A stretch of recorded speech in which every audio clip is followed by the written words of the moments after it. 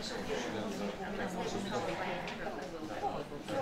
like to say good morning to everybody.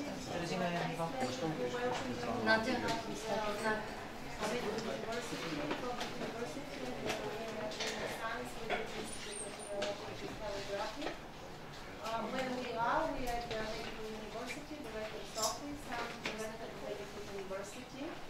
Thank you for coming and thank you for your interest. It's so important project for us. A real challenge for all three organizations to be involved in such an activity. And we have the pleasure now to express our gratitude to our partners, to the operating program, to the Ministry of Education and Science as well. The consortium of the project consists of the three organizations that I mentioned, and the coordinator is the Medical University of Plovdiv.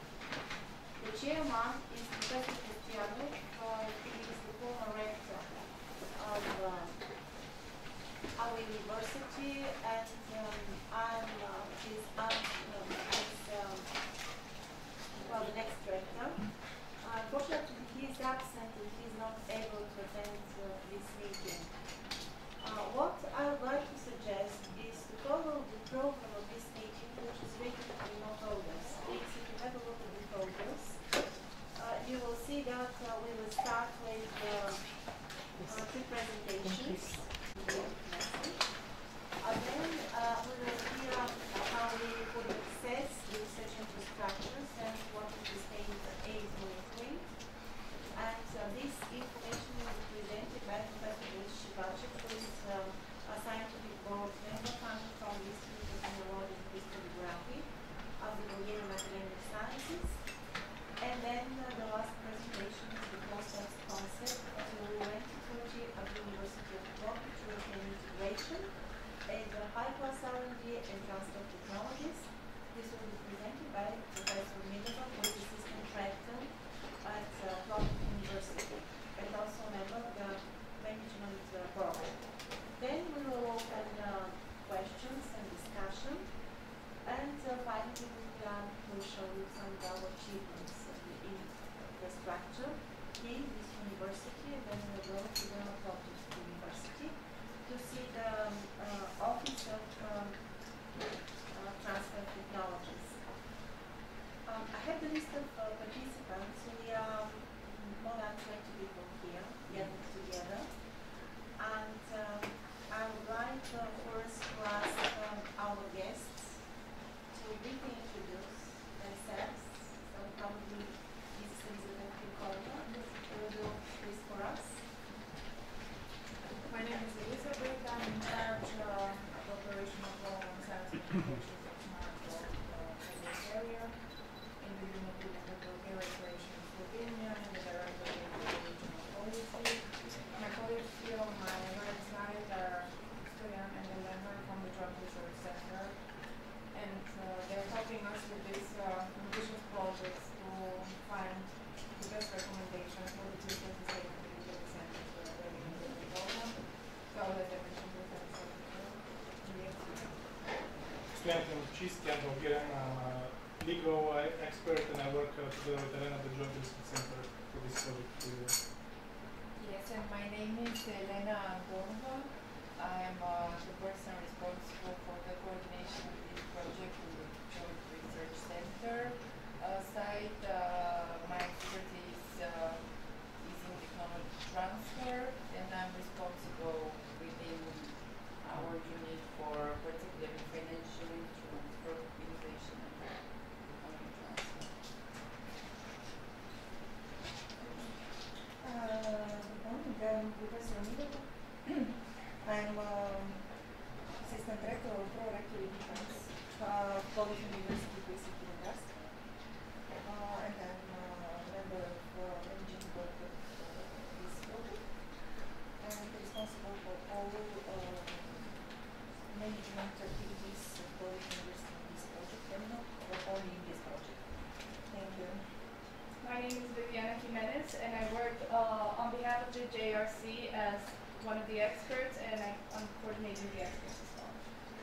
Good morning, my name is Stephen Taylor. I'm Director of Innovation and Complex Systems in Area Science Park in Trieste in Italy, and one of the independent experts working with the Hello, I'm Patrick Larovskis. I'm an innovation ecosystem consultant and member of the group that operates incubators and seed capital funds for technologies. I'm Carlo Riffuto. I have been setting up research infrastructures in the past, like the European Synchrotron Radiation Facility in Grenoble and the Synchrotron in Trieste. I've been chairman of Pestri, and I have also been active in setting up spin-off companies and venture capital. Hi, my name is Volker Timsen. I'm working as a senior IP legal counsel with the TNO in the Netherlands, and I'm one of the independent experts focusing on safety. Kristina Koicheva, another Bulgarian. I'm a commercial lawyer and I have some background, a couple of years advising as an IP expert, one of the institutes of the Bulgarian Academy of Science. Hi, my name is Petra Karanikic. I'm an assistant professor at University of Rijeka Department of Biotechnology and head of TTO at University of Rijeka. Hello, my name is Todor Modenov. I'm independent expert on behalf of GRC, but back home I'm the executive director of Sofia Tech Park for the last 2 years and have been for the last 7 years member of the project. Good morning, my name is James Hudson. I've set up a number of technology transfer programs in the UK and I work with Oxentia. My name is Shvarova. Like James, I work with Accenture as technology transfer and commercialization expert, and I must say I'm very happy to be here because a couple of years ago I was involved in a strategy development for precision medicine initiative in Kazakhstan, a state strategy for development of the industry. Good morning, my name is Dolan Golan. I'm innovation ecosystem expert, international advisor, and I also work as a startup and spin-off coach in several research organizations in the Balkans. Good morning, my name is Maria Barrada. I come from Spain. I'm a science and innovation consultant, and I'm here as an independent expert of the GRC group. Hello, I'm Rosita Nikolova. I'm director of the third organization part of that project of the Institute of Mineralogy and Crystallography. And here is my colleague Professor Shivacha to represent the second presentation meeting. Good morning. I'm part of the team from the Ministry of Education and Science. My name is Ludmila Karova. I'm the head of unit, international unit in the Science Directorate. And I'm expert in IP and technology transfer as a former leader of Sofia University Technology Transfer Office, the oldest and the first entity. Hello, my name is Daphne Olievska. I'm from the Managing Authority of the Science and Education for Smart Growth. Good morning. I'm also from the Managing Authority, Executive Agency. My name is Margarita Zdanova, Head of Administration and Management Department. Hello, my name is Svetlin Spasov. I'm representing the Project Selection and Contracting Directorate of the Executive Agency. Hello, my name is Kirill Gelkev. I'm head of Managing Authority. Actually, Managing Authority was responsible for having this idea to have GRC on board. And as you see, we have very great expertise here on the table. And you are in one of the successfully performing projects in our OP. So I hope we will have fruitful discussion. Behind us are some people which are also very important for the management of the project, consulting. Hello, my name is Valeria Vidova. I am an expert in regional office, the same organization, technical verification department. And behind this row are some of the investigators of the project, Professor Lilis Stoyanova, Professor Goreva, who is the Vice Dean and also Vice Director of the University Hospital St. George, Professor Miliev, who is the chairman of the scientific body, and people from the University shall we start with? Okay, yeah, maybe some words about this. Maybe you are going to introduce the project. I think that because we were already.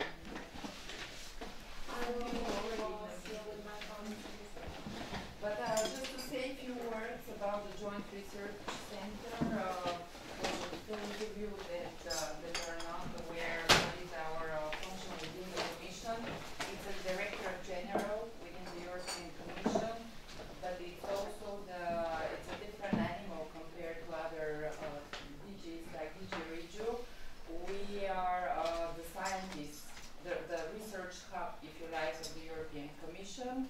And what our mission is to provide what we call evidence-based policy making, which means we support the policy making DGs in collecting evidence for their initiatives and their policies.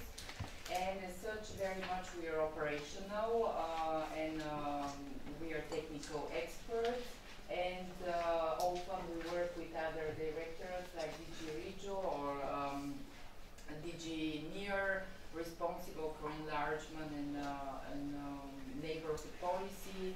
We DG Grow, responsible for enterprise and SME development, and pretty much everybody within the European Commission to provide them technical assistance, if you like. Innovation ecosystem at the end of the day, because if we manage to equip these centers with the right tools and knowledge and networks and expertise and strategy, most important authority, and with DG Regio who are the funders of the program, and have selected those experts for the benefit of the project, and we are coordinating this initiative.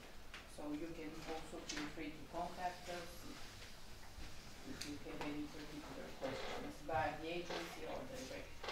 Thank you very much for this information. It's really useful for us. So let me start with some introduction about PERIMED, our project, the new infrastructure project, and the competence center. I will briefly introduce you to the main activities of this center, and finally I will end up with some questions.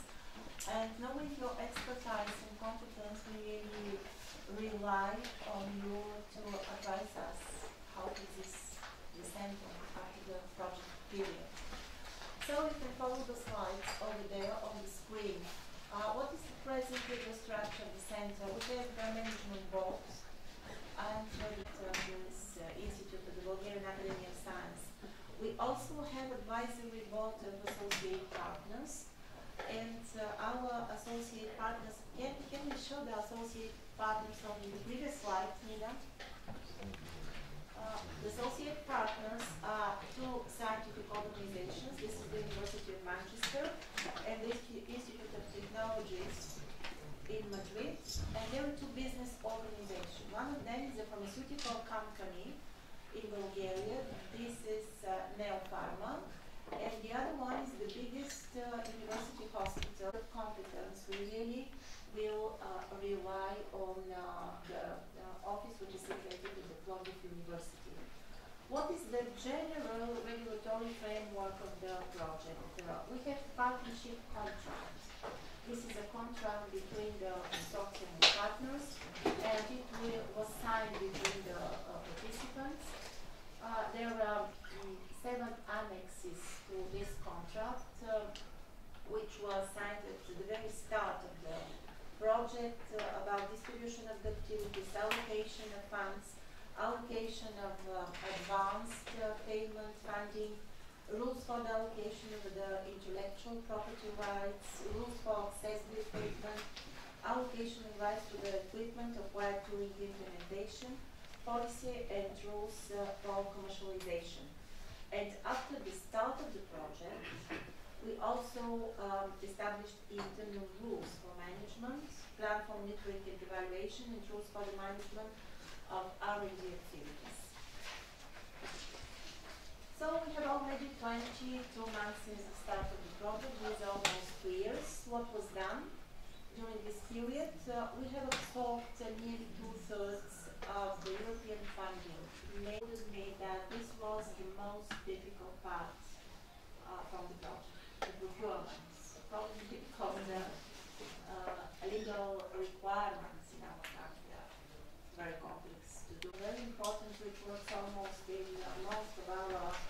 work packages is the molecular genetic laboratory. You will have the chance to see this lab. The second lab is Laboratory of Drug Delivery System for targeted effective drugs and personalized medicine. I think this is the best lab at the moment. Unfortunately, it is not situated here.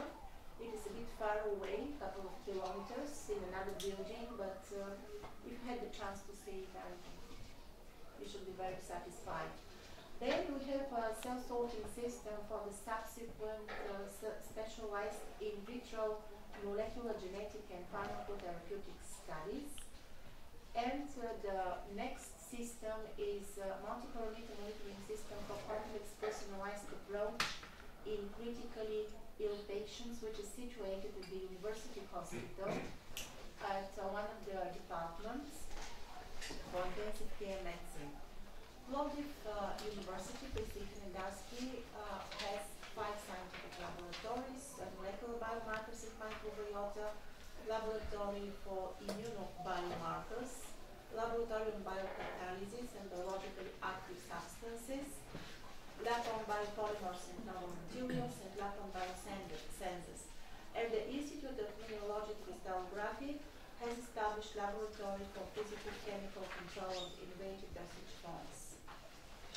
We're very proud to announce that up to this moment we have some interest in our center, and that was presented by 3 structures. That is the National Roadmap for Research Infrastructure. We received an invitation to be a member of this National Roadmap, and we already have submitted an application. Then the next proposal is from European Translational Medicine Infrastructure, ERI. We have an invitation to join an 80-member consortium of innovative strategies and approaches for prevention, diagnosis, and treatment. And then the third invitation and possible collaboration is with the European Network of Clinical Research Centers for Personalized Medicine, Oncology, Targeted Drugs, and Biosensors. This is the so-called Pathfinder, which is located at the University of Dundee in Scotland. So, how we use this infrastructure, which is almost ready. As I said, we have 12 research and scientific programs that already have started. In the Medical University project, they are focused in the field of oncological diseases and critically ill patients, and on drug delivery systems for targeted effects of drugs. So we have to grant access, and the access to those infrastructures will be according to the contract of PERIMED, the European Strategy on Research and Innovation, and the European Charter of Access for Research Infrastructures. So each research infrastructure should provide users with clear instructions for effective access. However, we should try to keep any administration and any documentation as minimal as possible. Basically, we are going to have an access policy for the partners in PERIMED, and then the users, external users for academia and for business industry. So the use of the infrastructure should take care mainly of 2 things: the acknowledgement of the authorship, co-authorship, basically the funding from the project, and then how to manage research and data. So the data will be managed, kept locally, and will be allowed to be reused. So what should take into account the research infrastructure? The cost and fees, the transparency of the access, and to have the legal conformity. Basically, we are going to have to calculate cost and fees only for the external users, as the users of the project will have access to those infrastructures. The transparency, one should have in mind that if you need an infrastructure, you should be able to use it whenever you want if the structure is accessible. So for external users, the contract states that we can use those infrastructures up to 20%. So it's both for academia and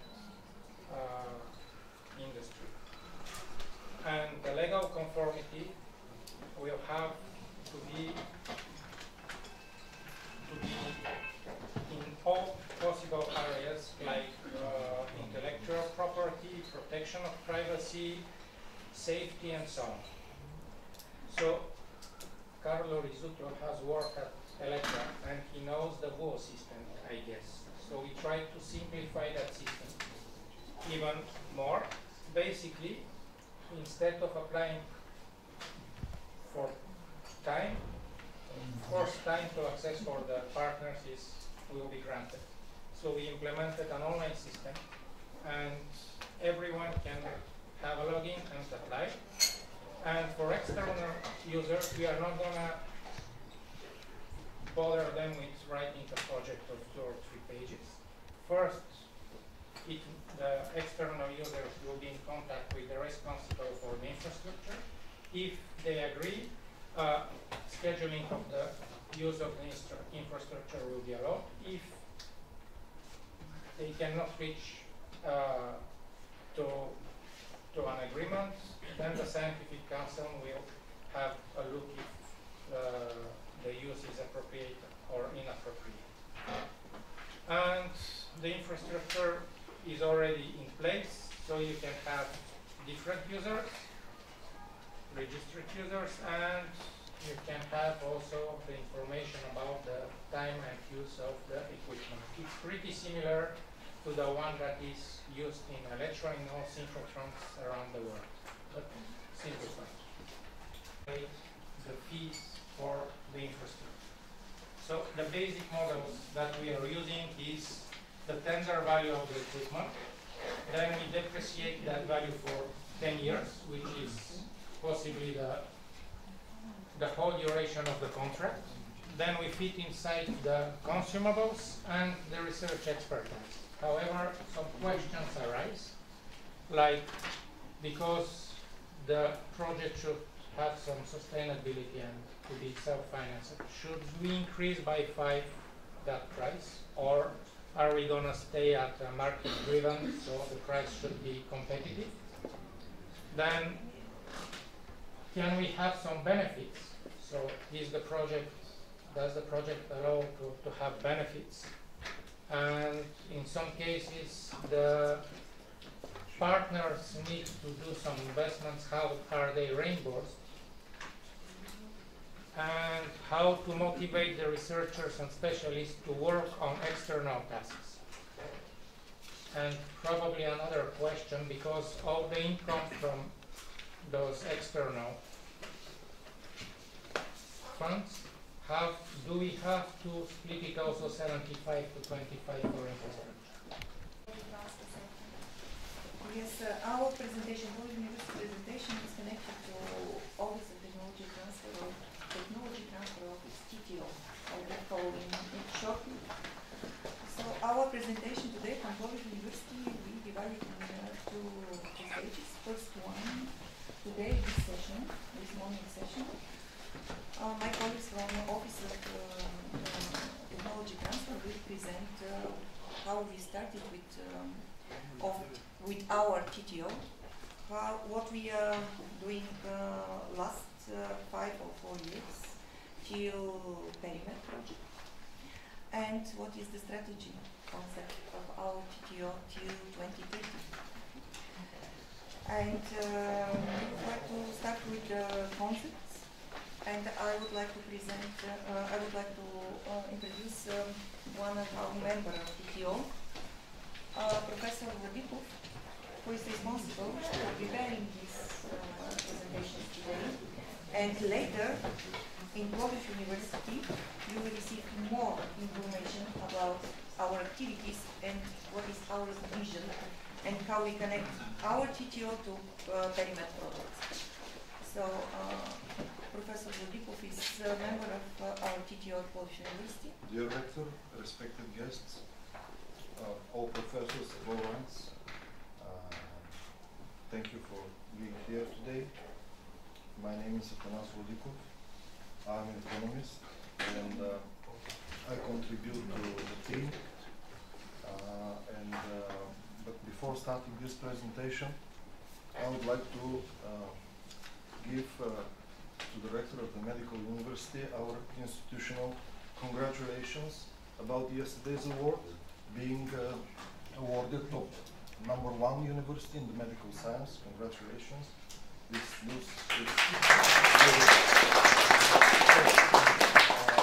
Our team prepared today a few things, and because of the time span, we have two presentations. A long one, which is a printed 50 pages booklet for you, and a short one, which I'll present here. So the second one is a separate presentation about where we want to be in the next future. And we put all in this hat as a concept in 4 steps. We titled this concept 2030 because we want to see this being as a part of the European integration in a very high class of R&Ds and technology transfers. So in few slides, I want to explain why we have so many logos on the top, because this transformation is really new for our country. Maybe for some old states which are members of the European Union, this is something familiar, but to us, this is new reality. So I will start one more slide. Thank you. With telling you what is in our mind. You see the timeline here, and we entered EU in 2007. European budget and European framework works for 7 years, and we didn't have operational program for science and education. So we had to utilize the operational program competitiveness and use the national strategic framework and competitiveness program. The logo of the university, and we set an eco-technology company, which is what the respected rector said, according to this special law, DZZD in Bulgarian, in English is a law for obligation and contractuals, things that we can do as a university. But also, we started from 2013 to 2015, the TTO, according to this program, and the project management Center of Technologies, another structure which might go beyond after we finish this project. That is why I want to stop for a while and tell you one story about what I bear here on my right corner of the jacket, and you have as a compliment here. This is the story of the snowdrop flower. All Bulgarian scientists in Bulgaria know, but maybe our guests from European Union don't know. But after the World War II, the disease for poliomyelitis, which is child paralysis, was very severe. And it was a Bulgarian professor, Dimitar Paskov, who invented an extraction from the snowdrop, and it's called nanivolin. And that's why we were wondering what logo to choose for technology, for Bulgaria, for our nature. We are not afraid because Bulgarian nature is backing us. That's why we decided to choose this small flower with a snowdrop on it, a stylized logo, which is put everywhere, and you may find as a compliment here. So, how we think PERIMED in our minds? Economically, and legally we have to have 10 patents or utility models, at least 3 spin-off companies, which have to be private or in some kind of partnership. We have to set the TTO financial stability, and you will find more information in step 1 in the bigger presentation about the TTO, what is achieved, how it prolongs, and as a vehicle to commercialize the real R&D activities that we do. That's why we put creativity of TTO PERIMED, creativity, how we go forward. The new challenges we see is how to upgrade and enhance the TTO at the University of Plovdiv, maybe separate, maybe together. We are unaware yet. And we have a new focus. PERIMED has a greater focus. It has the intellectual capacity to be equal partners with European universities and structures. Okay, legal and business tools, provision of confidence, top one, number one. Every business, every person who comes says, how you will defend my business interests. So confidentiality is number one according to our thinking in the university. Business to business, can we use this popular formula that everybody uses around the world? And why we should not use it? Because the situation is that universities in Bulgaria cannot do business to business straightforward as it is. Using eco-technologies, these vehicles that I saw in the other presentation, some figures and numbers, if there is a time I can present, or we can present in the evening about the contracts. We have more than 300 contracts. We process the databases. We can show you the researches, the analytical tools. There are graphs here and contracts by value, by year, by so on. So we have this information and can provide for decision makers in the European Union. Joint stock company. We have the same vision with the rector of the university and the medical university, joint stock company, or public-private partnership, which is a dirty word here. I'm sorry, but it is so. Or special EU grant schemes for our centers to apply and be beneficiary and be entitled the right to compete as other partners as well. Internationalization. So to search associated partners, business forums, business networks, to promote partnering, pairing, because we know in other countries they have big budgets for internationalization and they go as business delegation when they promote high-tech and innovative R&Ds, which we don't have now. Market-oriented portfolio. What we do is to be in the interest of the businesses, which create jobs and put the economy on another level. And the bioeconomy dialogue is here. We are going to the Green Deal in the European Union. And I don't see anybody else except the universities and the people who have the intellectual capacity to lead this process. It can start from the universities and from bigger partnership.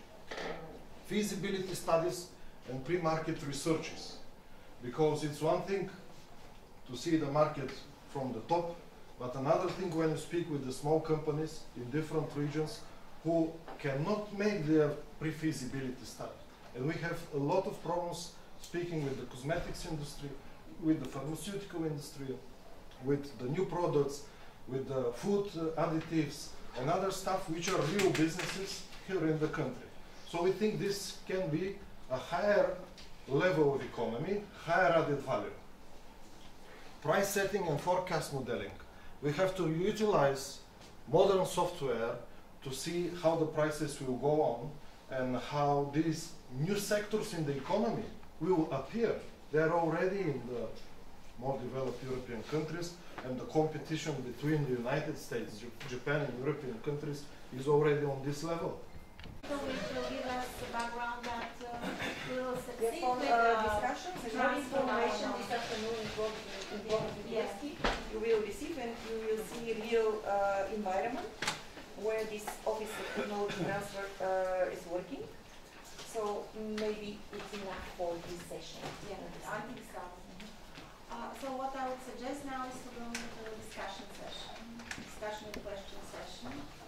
Shall we start with the first question that I addressed, or maybe you would like to say something? If you have any other questions before? Okay. Okay, you were asking the questions about the legal form. What I would advise is, I have been using these legal forms all all these types.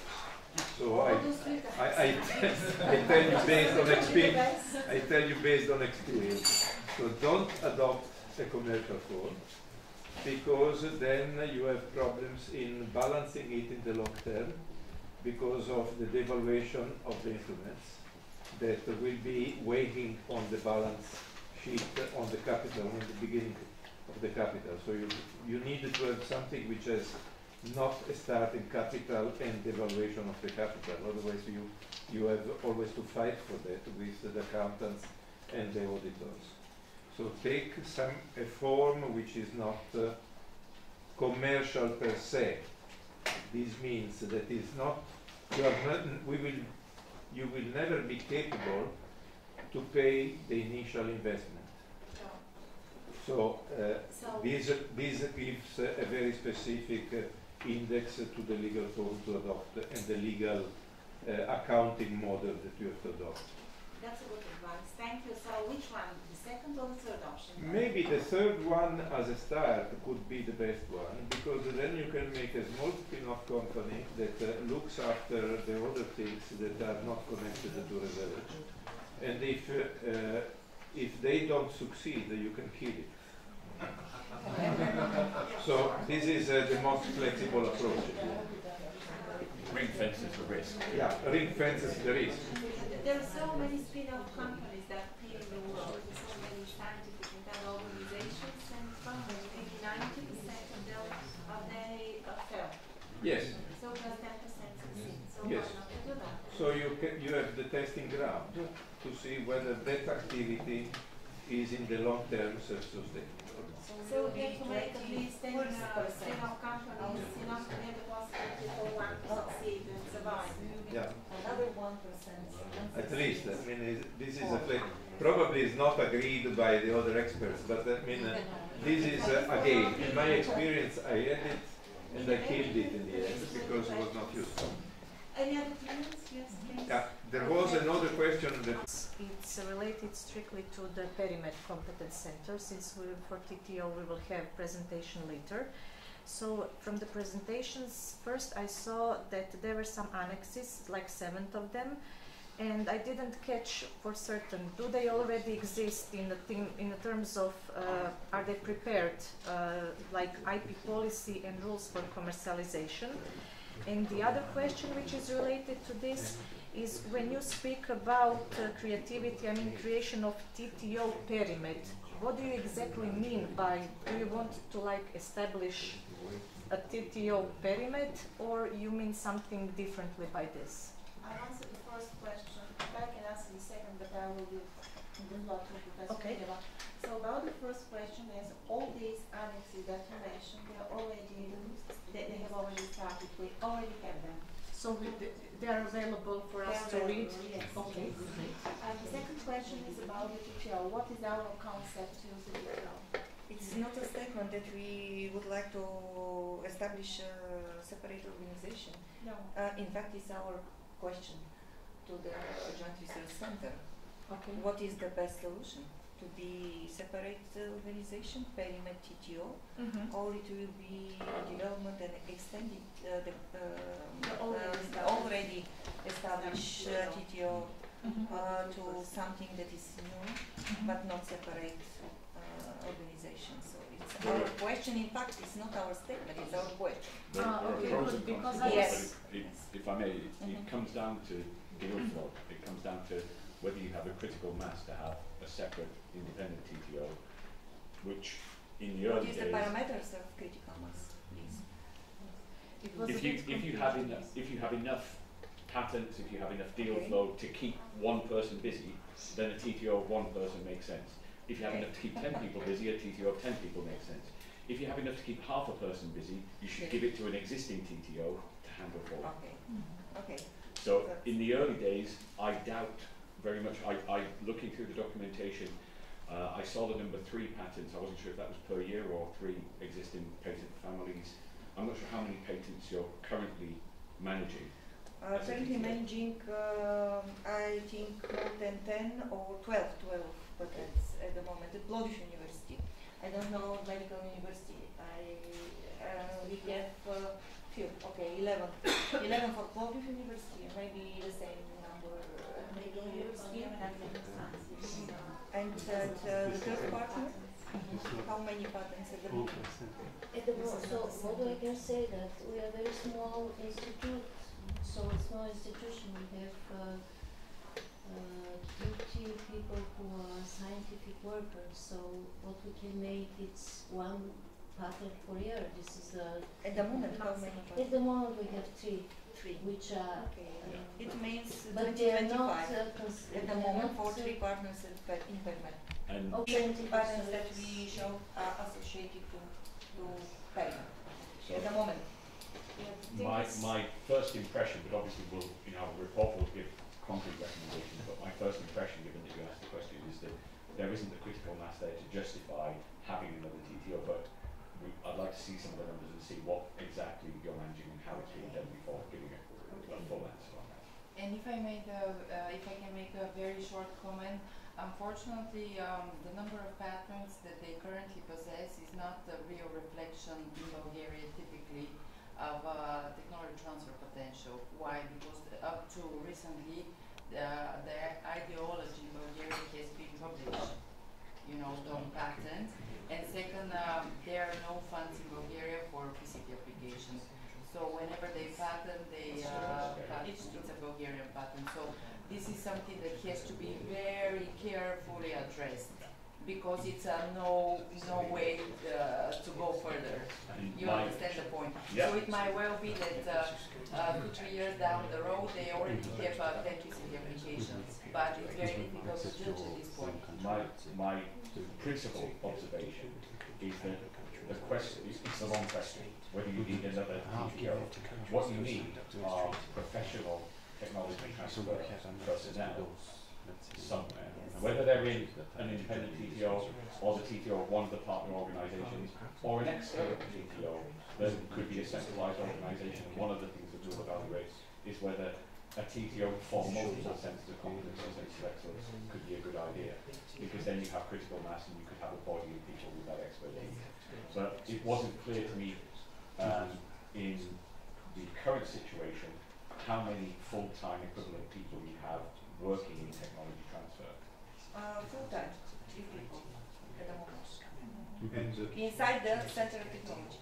So office, TTO was created inside the Center of Technology, of course, because the place of this TTO is inside Center of Technology.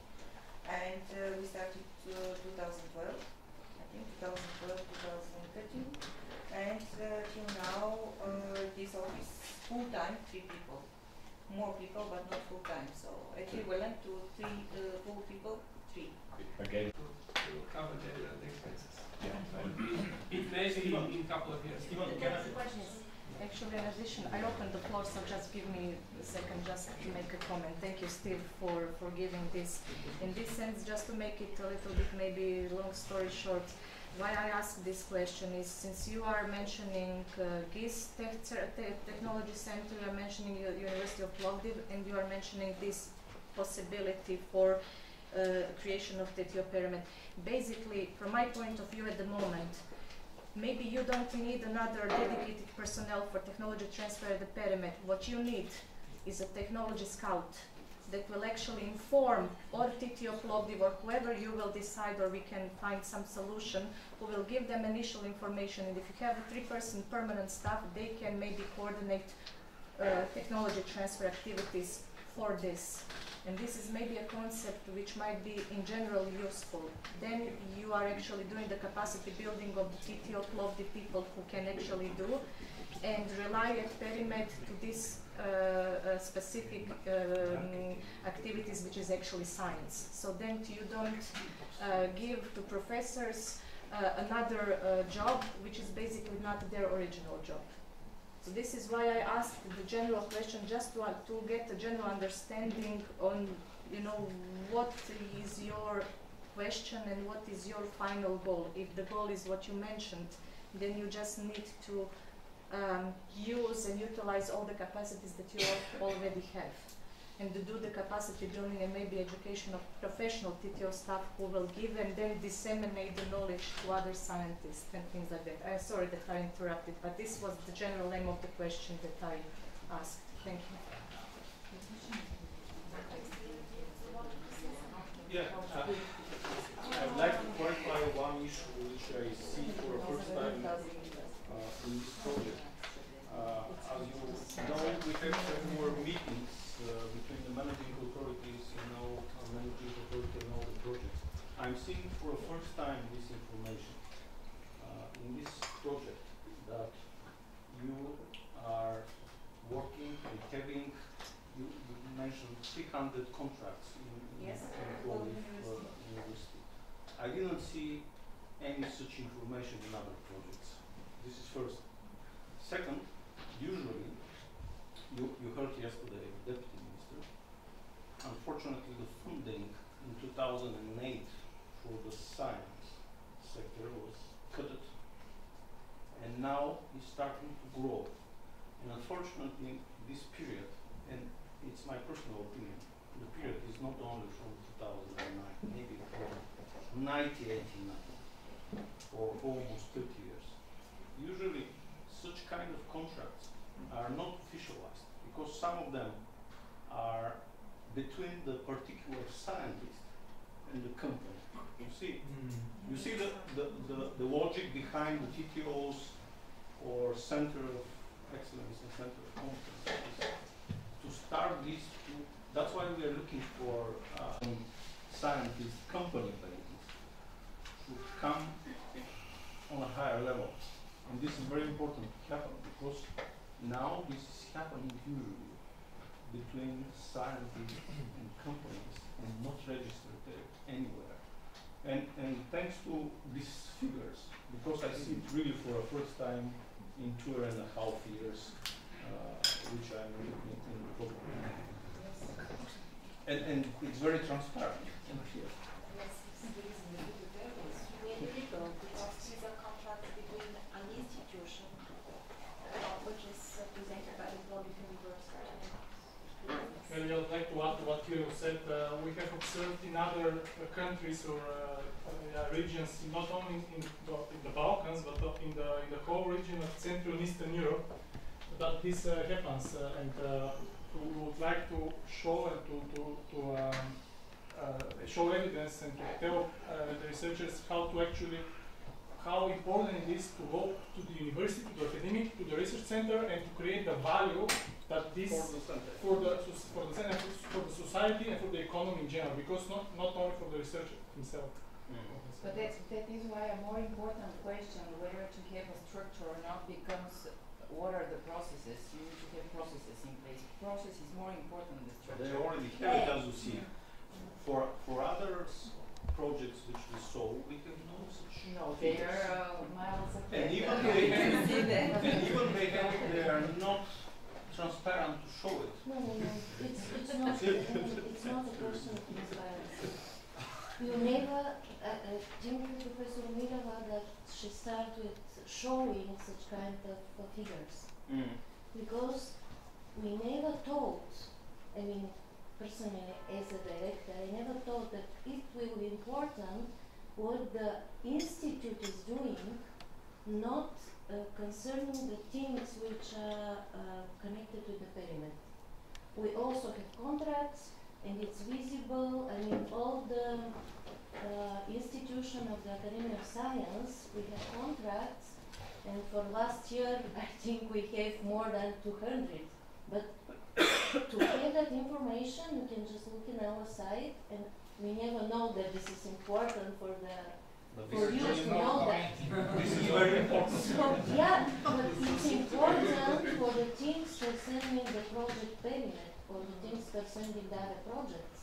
But the things concerning the working of the institution, I think that Ministry of Education, they're asking us every year, we have evaluation of the institutions. So this in light of technology transfer, not contracts or with experts. It means that, according to me, I'm from old school woman. No, sorry, not from old sorry, but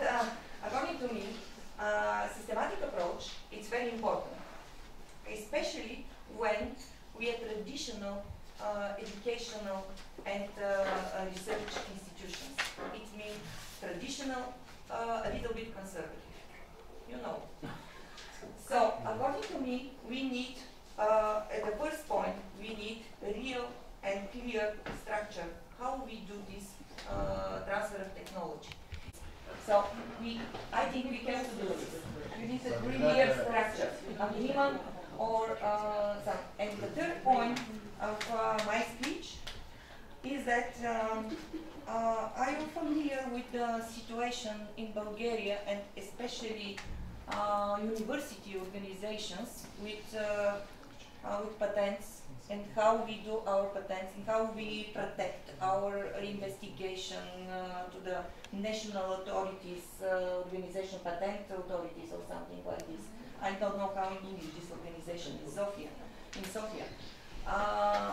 It's a very, very difficult for our scientists because at Medical University Plovdiv and Plovdiv University in Plovdiv, our scientists are not only scientists, they are teachers, you know, and we receive our budget according to the number of students. Do you know this? It means that first of our job is to teach every day, every week. And the second part is that but our budget nowadays depends not only on the students, number of students, but depends on our research. Research institution that will never show up on the statistics. Others finish it.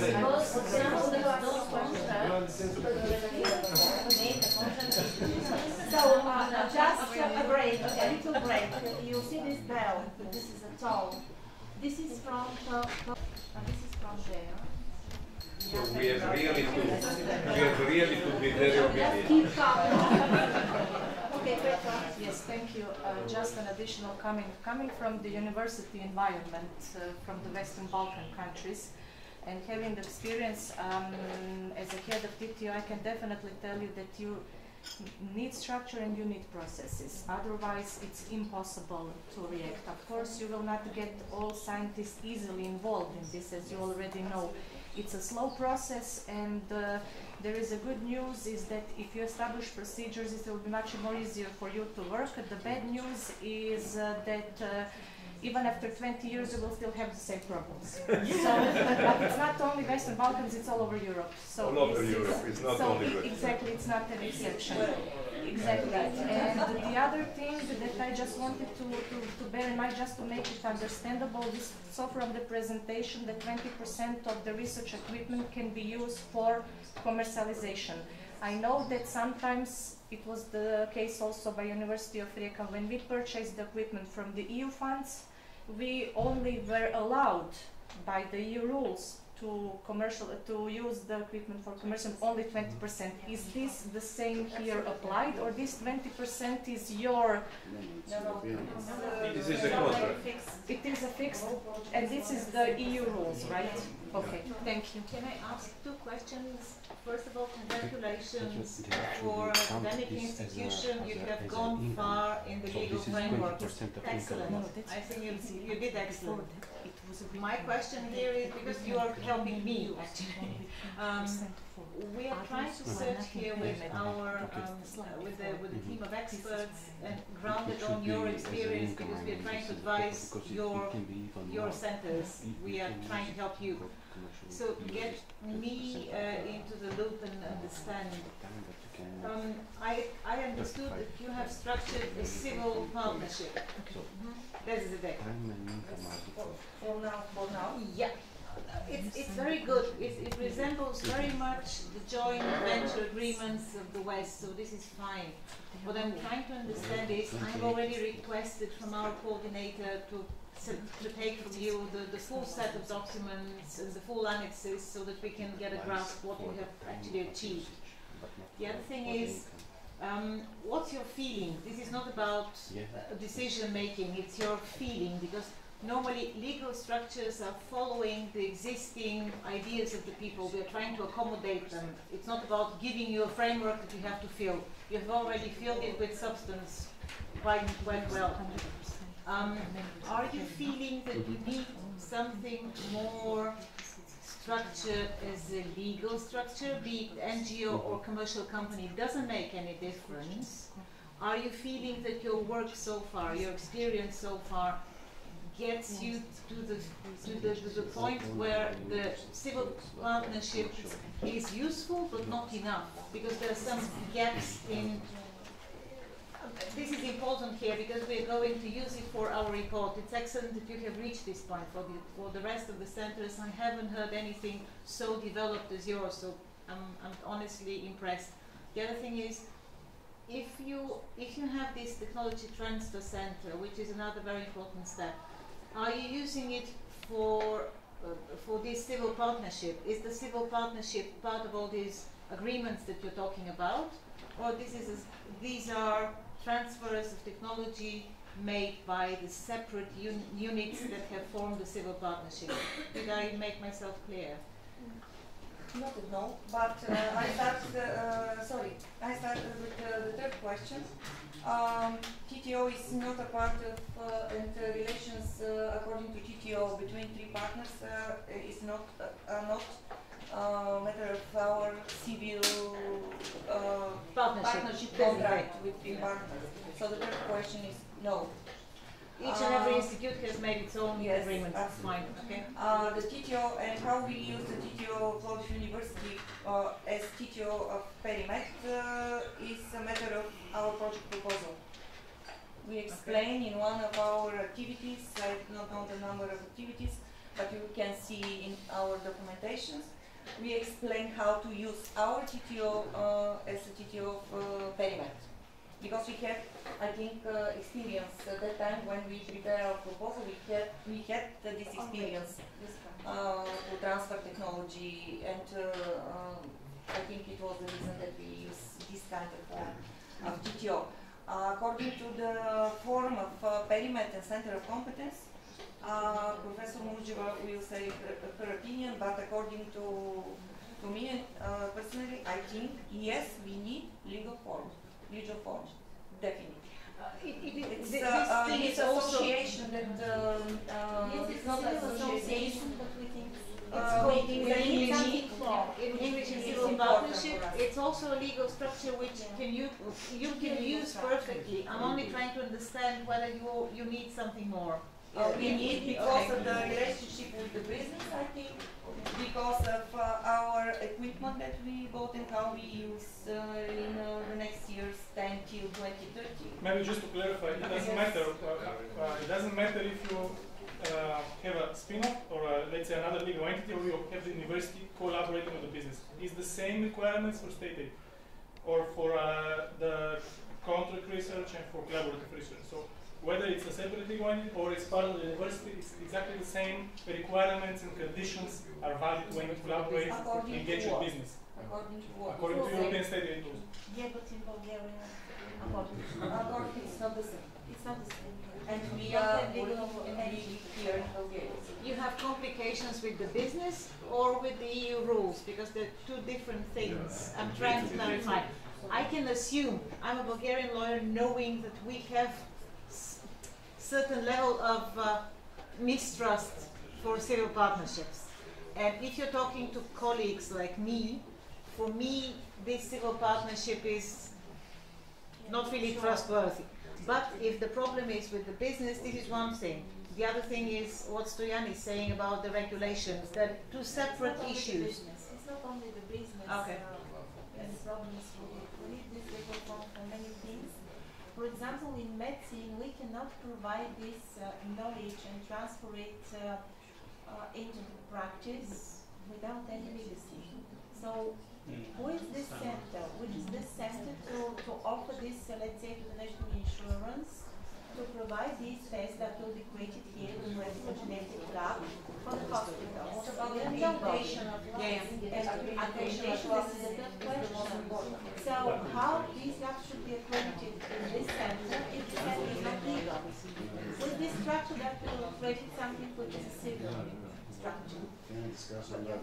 Because I think one of the most, first of all, let me congratulate the progress, and I'm sure that the managing authority can use your expertise to transfer this expertise to other centers of competence and excellence which are lagging behind in implementation. We need So a lot. you have an expertise Let's in say here 5 million already. and more. Let's discuss this, the question number 2. Because the question is about the pyramid, for which I have several times the word project, and the question is how this project will be transformed into an entity and legal and a center of competence that is an institution. It is not just about the DTO or about some substructure of that. So regardless of the legal type of entity that you will finally decide based on certain criteria like eligibility for the future funds, partnership of the 3 partners, type of participation for the equipment and all these things that are legal issues. The most important thing is the organizational issues and the governance and the business planning issues. Because for this, for PERIMED to become from a project to institution and just not stay another logo from the past of a project, it needs a business plan, which pretty much we have started already creating. You have income lines here, which could be further detailed, but for someone to implement a business plan, the management should have an ownership, accountability, and the responsibility to implement this business plan. So it's not a part-time job to be a professor and in parallel to be director of an institute like that. The experience we have from other European institutions is that once someone becomes director of an institute, whether he's a researcher or he is a professor, his main activity is the implementation of the business plan of the institution, and the team around him is responsible for the marketing, for the accreditation. What accreditation? You have to ask Pfizer what accreditation it needs to give you projects. The market should tell you what are the accreditations that they need. But this is a job for the team to implement, to make the business plan in detail and to implement the 5-year business plan. Now, the legal entity of this organization is an issue that will make it more flexible, more viable, or more easily access to future funding apart from the rest. Because at the end,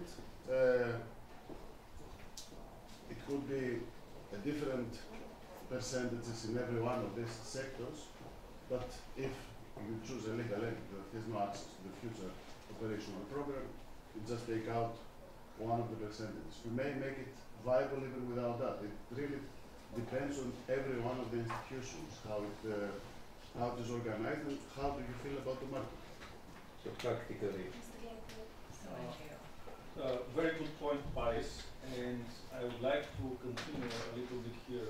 It was mentioned also during the presentation of our colleague from University that there is no clarity about the future. Even there was like a question mark.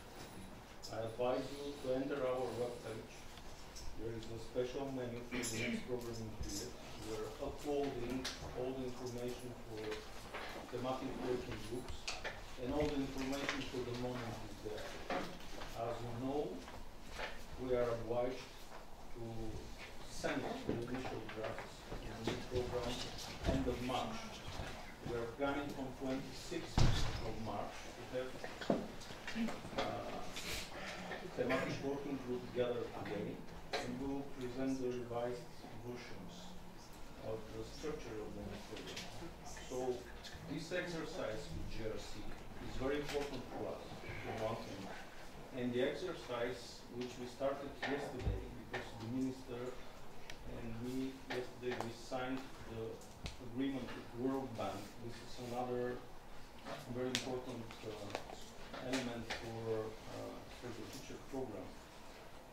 They have 2 tasks. One will be paid by the minister, one will be paid by our technical assistance budget for both ERDF and ESF priority access. This will start as a process from today. And having these 2 expertise on board, we of course will have many meetings during 2020 in order to have the final version submitted at the end of the year. There is ongoing consultation process also with the two DGs in the European Commission, and also there is consultation process with community related to education and science. As you know, Karina and Lieva, our deputy ministers, will have it much more. So all the information will be placed on the website. For the moment, there are some files. I would ask, where will this money come from? Because, as we already explained, the universities are paid according to the number of students they educate. And there are almost no extra money for research. Of course, we work on national research programs, but the money are not enough. So it means that probably all those universities that have successful centers of competence and excellency, they should have additional support for it. Well, there has been another twist here that I had to implement in Italy. We had to set up the evaluation system for the Italian research and the universities.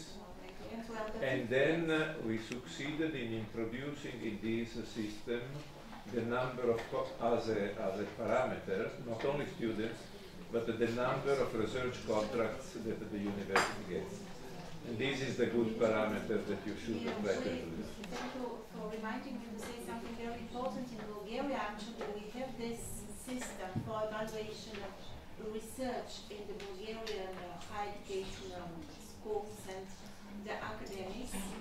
And the last evaluation on research appeared in December 2019. So according to the global rating on research, our national university occupies the 5th place among 45 universities in Bulgaria. Of course, the first is the Bulgarian Academy of Science, and we are very happy that we have a representative here. They always occupy the first place in research. Then it comes the Sofia University, Sveti Kliment Ahmedski. The third place is usually occupied by the Sofia Medical University. The fourth, I think, is Technical University. And according to the last one, we're the 5th university. So. And what is new now, and what appeared in this evaluation of the Ministry of Education and Science, is a proposal.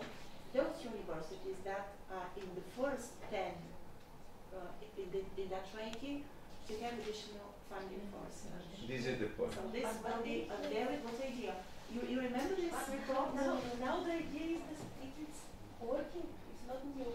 We are dealing with the programs, with national programs. Not only the programs, okay. This is I'm sorry. I'll only continue and then I'll go back to my comments. There are no questions.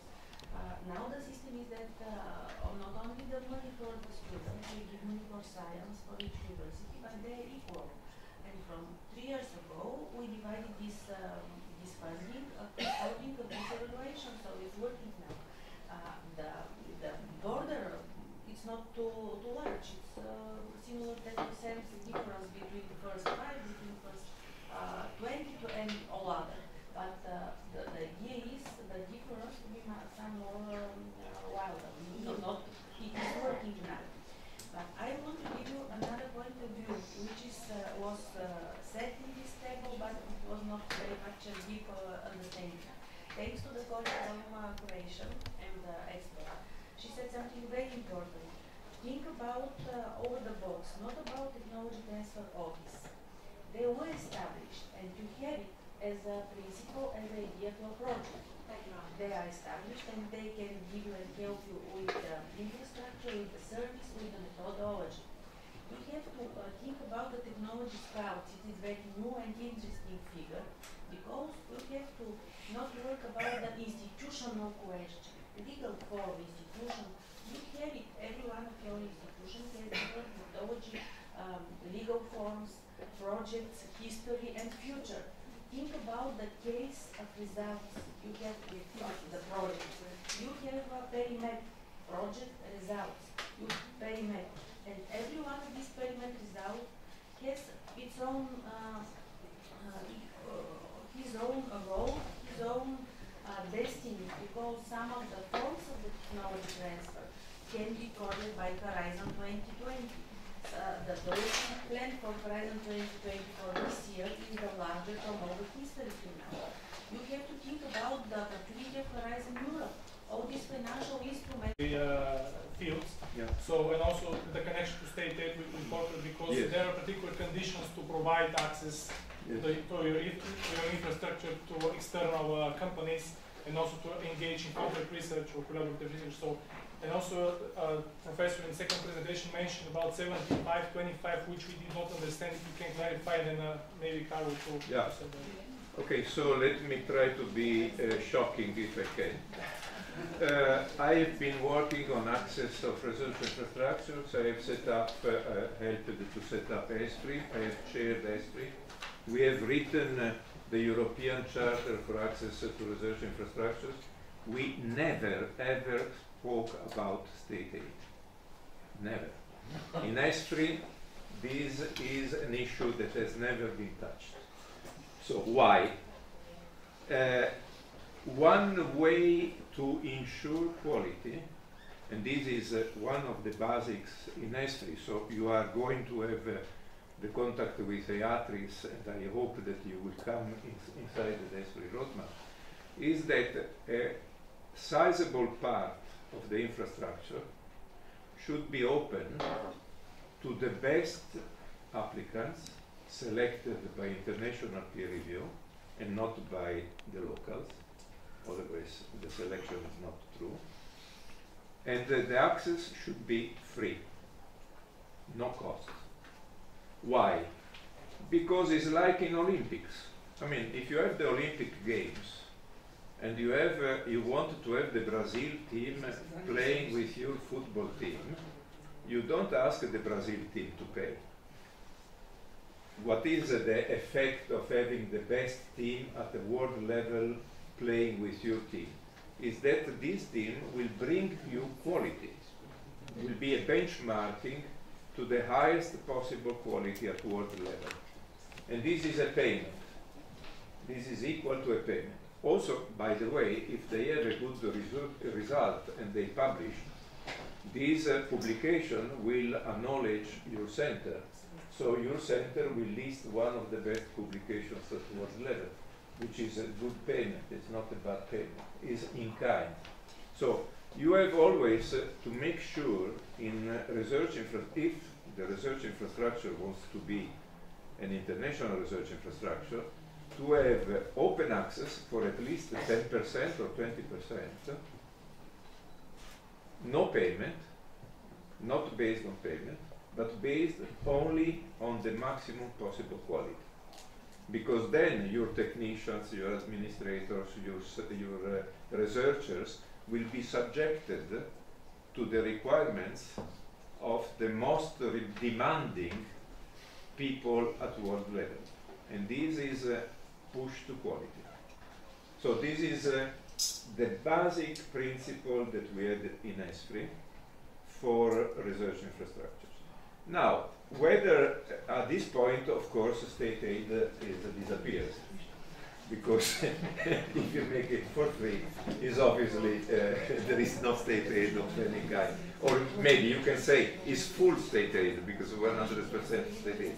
So there is no contest. I mean, you are not paying state aid in the Olympic Games, for example, or things of this kind.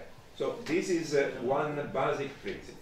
Now, about the state aid, even if you have the access, and the access is at the cost, without a margin, but is at the full cost, there is no state aid, because you are not helping anybody by undercosting your facility.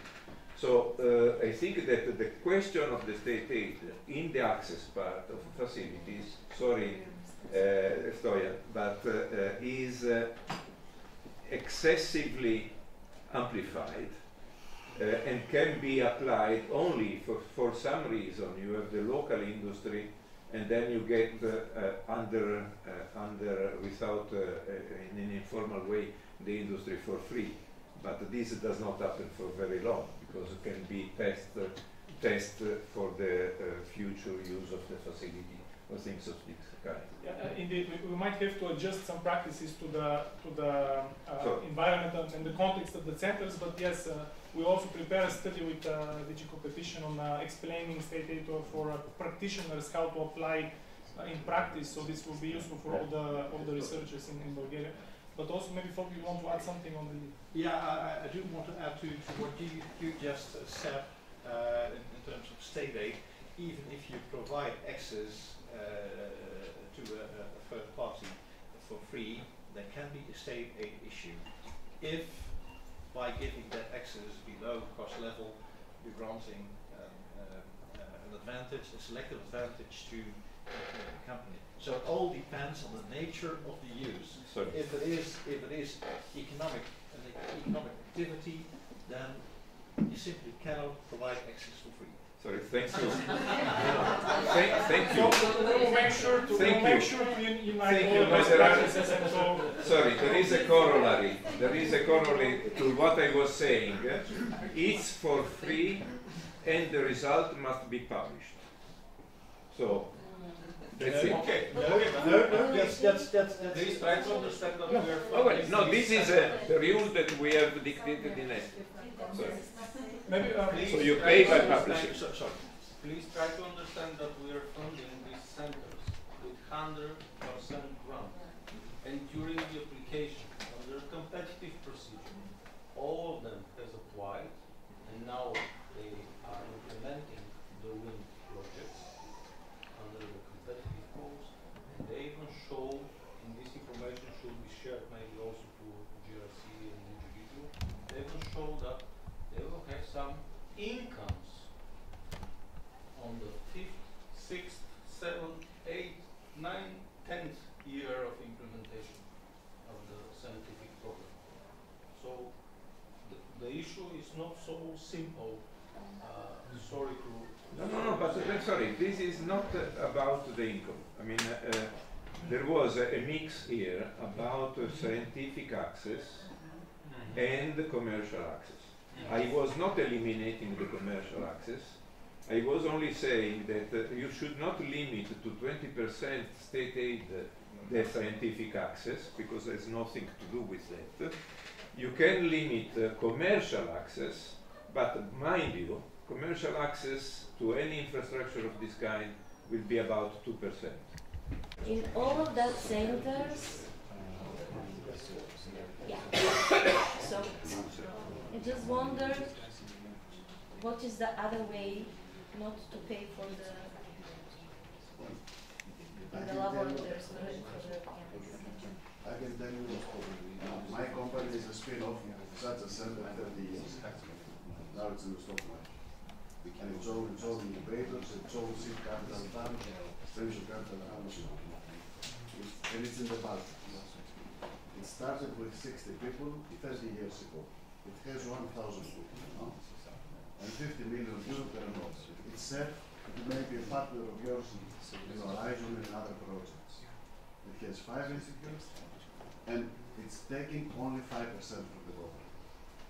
The rest of the money is contracted research, patents, competitive research, and so on. So it's a matter of a business plan. And the most important thing, we had a big fight between the university and the institute in the beginning, very big fight, because the best of the university had to devote themselves and their capacity to the institutes, to these research centers. And they were attracting also the best PhD students, and they were not obliged to do so. This is a fact of life. You have to make a choice. But we have every 4 year competitions for all directors' positions, world-level competitions. So we try to attract the best from America, from Germany, from wherever. They are either researchers or professors. I mean, there are models. You can find such models in Sweden, you can find such models in Czech Republic, in Lithuania, and so on. You don't have to invent the wheel. But there are some principles. And the basic principle is accountability, excellence, and long-term vision. So to transform a project to an institution, you are at the very beginning, it's the most important, but you have to take some hard decisions. You cannot be director of that center and be also a professor that teaches, have five PhDs inside the university and one PhD in the center. This dilutes effort. This dilutes efforts and it dilutes the scope. The long-term issue is how we will find a solution that these two organizations are going in parallel and are not competing. There will always be overlaps. I said yesterday in another discussion that you find in Horizon from the same town, professors are participating in one project, researchers from the university, from the institute participate in the same project, but 80% of the work of the researchers is competitive and excellent research, 20% of the professional work is that, and the rest is teaching or basic. Said yesterday. It will start, but you cannot avoid it because there are different interests and different scopes. And we are people, and some people who created these centers of excellence, they feel it's their babies. But they have to decide whether they will go along with these babies to a new route, or they will stay in the previous. Yes, well, it's not a question, it's a comment. In the UK, there is a somewhat similar organization called Cell Machine Catapult. I'm sure you've heard about that. It took significant investment upfront from the government, over £20 million.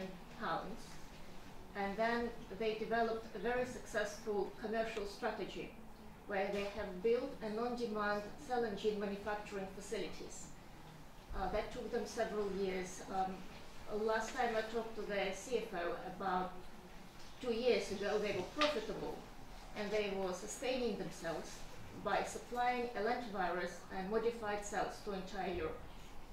So their solution to this was to create on-demand manufacturing facilities to close the gap that at the time existed. And I'm sure this is for this kind of industry. The gap still exists. And it would be possibly the most advantageous move to build your commercial strategy not on the research, but on the manufacturing. Focus it on on-demand manufacturing for clinical trials and small SMEs. Clinical trials are very, very difficult, so probably we will mix the clinical trials with the work with these centers. But anyway, so I would suggest to stop now the discussion and continue with it during the lunchtime. But before lunchtime, we have 2 visits. So they are around here in 2 buildings that are a couple of meters from this one. You will see 4 labs. Then we'll go to the auditorium complex, which is in this lab. You will see our unique simulation medical training center. And then, completely exhausted, we'll go for lunch. For a very short lunch. We can leave everything here. And then we will make a common photo in front of the auditorium complex. So, we can leave our stuff here. Or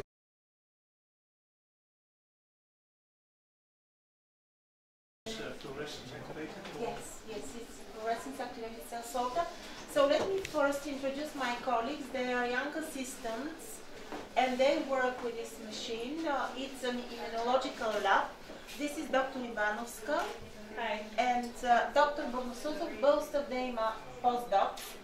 Dr. Bornosuzov is a pediatrician. He works with this machine together with Dr. Ivanovska, and they will introduce you briefly to the machine and what is its function and aim for this project. Dr. Bornosuzov. So please, welcome here. It's a pleasure to welcome you. So this is a brand new last generation flow cytometry sorting machine, which is FluxRT. It's 4 laser, 15 and even more parameters. And currently you may see also an example of a child with lymphoblastic leukemia, and we're sorting the leukemic blood cells, and also we give the diagnosis and then consequently follow-up during the treatment of this child, and once sorting this blood, the diagnosis, we provide them also for genetic and also other testing which is needed in the course of the project. In vitro diagnostics. Is this machine only used for research or also for diagnostic purposes? Research mainly. The other one over there is This is the diagnostic. CE marked diagnostic machine.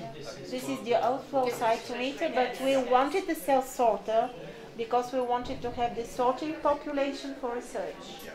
So this is the main aim of the machine, research. Of course, the next question is, in your bookkeeping, you make you distinguish between economic use and non-economic use. Non-economic use being research, economic use being diagnostics. Yeah, sure. Yeah, we'll go further with it. Okay, so any other questions? Feel free to ask. Yes, we can answer. This is only for Bulgaria, the first one. So we're very happy to have it here in our lab, even though we can work nearly the same things as we said. The research team is mainly performed here. Well, not only for minimal residual disease, also for stem cells enumeration, yes. We perform stem cell transplantation in our hospital, so we need also those stem cells to be detected and sorted. How far is the hospital from here? The hospital. Oh, we are at the hospital. Yes, we are at the hospital, and there is another part of the hospital which is about 2 kilometers from here. There are the surgical departments there. The so-called surgical block. But here is the pediatric department, the internal diseases departments, hematology, oncology, genetic and microbiology and immunology. So we are actually part of the hospital and the university here. The hospital and the medical faculty are two different quite different entities and structures. Unfortunately, we were divided 18 years ago with different management, but all of us are employed and affiliated to both structures. So, for example, I introduced myself as a professor and head of the Department of Microbiology at the university, but at the same time I'm employed at the hospital as a head of the laboratory downstairs, which is a diagnostic one. And my colleagues are also both affiliated with the university and the hospital. Most of us are with two affiliations. We're not only academic teachers, but we also work with samples, with patient specimens, and we have clinical work as well. And this is the third affiliation in the center. Complex situation teaching hospitals. It's really complex, and we lack of time, of course. Equipment there, but we run out of time. So what I would suggest is to go back to the presentation.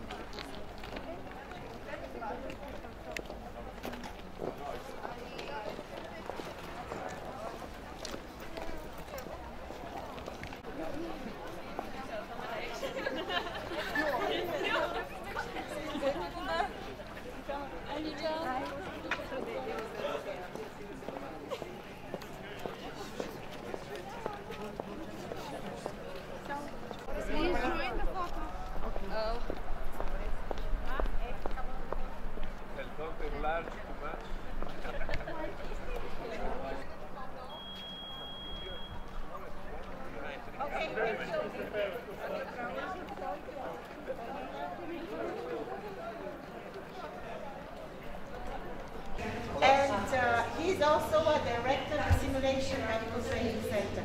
So he's the person that will introduce the center. So, this entire floor is dedicated to simulation training. We have mannequins that are, let's say, low grade of simulation, to virtual reality trainers that you are about to experience. And I hope you have very good impressions of that. Although very young, this center is accredited with the American College of Surgeons, so we have the status of accredited educational institute, bearing the whole responsibility for high standards in simulation training. But let's go and see what we have here. The visit to the simulation center usually starts with the, please. The three mannequins of pregnant women are with the modular structure. What do I mean? They can bear bridging modules as well as different kinds of uteruses, and they can resemble any kind of complication in the course of the labor process. So that allows us to have multiple groups having different trainings, or one and the same group having the opportunity to experience different stages of labor process. It's very, very useful for that. Babies are quite realistic.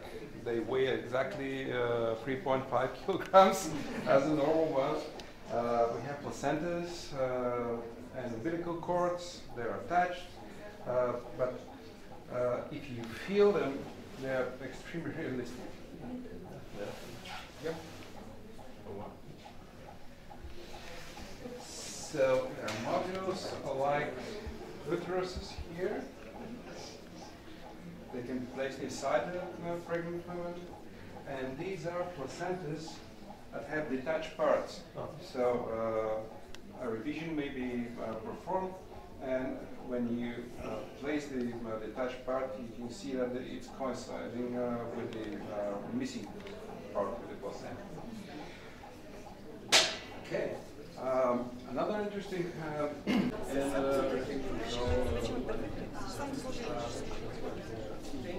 kind of thing.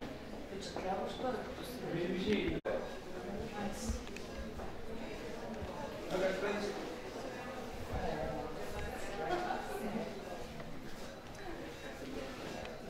From the birth, we're now moving to the pediatric debate here.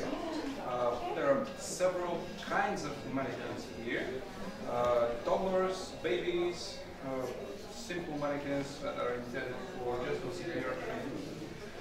With these mannequins, we are able to recreate any critical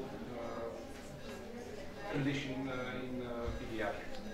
So they can simulate cardiac arrests, pulmonary problems, even such kinds as trauma burns. We have interchangeable limbs, so depending on the topic of the training. Okay. So you can auscultate, you can intubate the mannequin. But they're moving actually, or no, no. We have an invitation to buy cybernetic mannequins. They're called Supertori. You can Google it. They're very interesting because they have these movements that the babies do unintentionally. But if you like to be more realistic, you can also play some sounds here.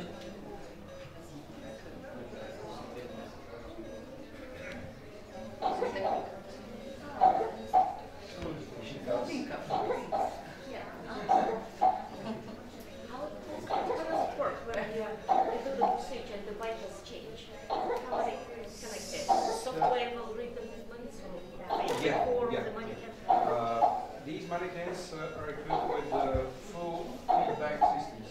I will show you the other mannequins, the adult mannequins, they are not sophisticated. You can even read the pulse, the pupils have reaction to light, and when you touch the mannequin, that's recorded in the breathing schedule. So after the end, you can see that at the 5th minute of training, the student has checked the radial pulse. So it is late or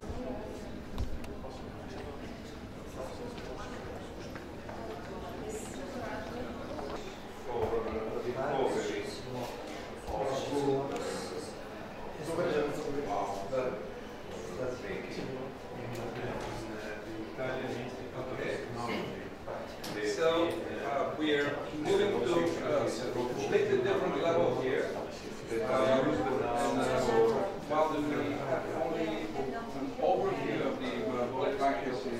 mother in our room.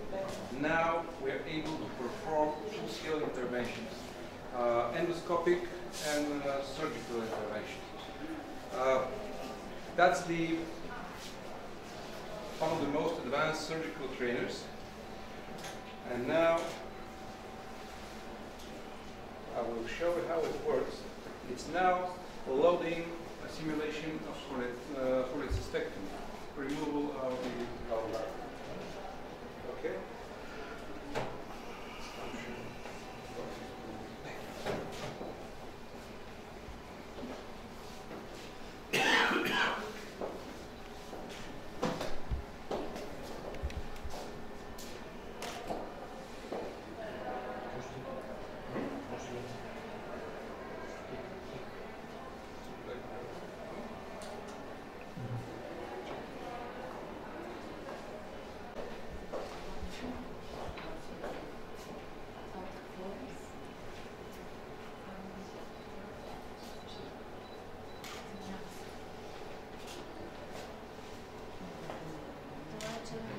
These are clips that are attached to the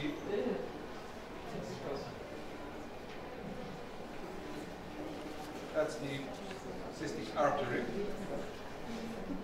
And now we are going to cut in between the clips. To the liver. So it stops the simulation. It says task completed because we have realized cut in between the clips, but there's no serious complication. If we finish the simulation, there is a graphical output with several metrics that assess human performance. You can see that what is the total time.